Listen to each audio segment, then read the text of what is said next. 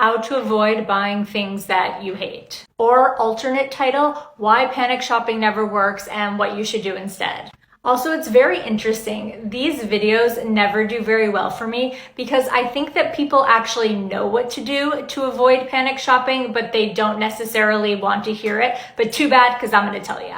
Panic shopping and impulse buying rarely works. And I know that when the seasons change, we feel like, shoot, we need all this new stuff. We gotta buy, we gotta buy, we gotta buy. So we'll put a bunch of things in our cart, we'll get crazed, and we kind of forget to take a beat and really think about the purchases. Tip number 1 is what I call the 24-hour method. And that is when you take a screenshot of that thing that you are about to buy, that thing that you have to have, and come back to it 24 hours later. Come back to it, look at it, and I guarantee a lot of the things that you had to have will feel less appealing. It's really just the space that I think gives clarity.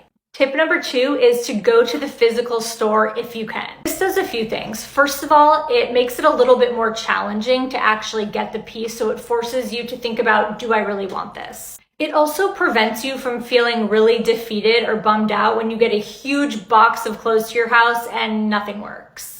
Raise your hand in the comments if this has happened to you. I have been online, I have put a bunch of stuff in my cart that I really love, and then when I go to the store, a lot of the things that I liked online do not even catch my eye in the store. And what I realized is that I liked the styling of the piece online, but I didn't actually like the piece itself. So going to the store will make you consider the actual piece as opposed to the whole package and the way that it's styled on the website. And tip number 3 is to keep track of the things you are buying. So here's what I suggest. Every time you actually purchase something online, I want you to take a screenshot of that item and I want you to put it on a folder in your phone.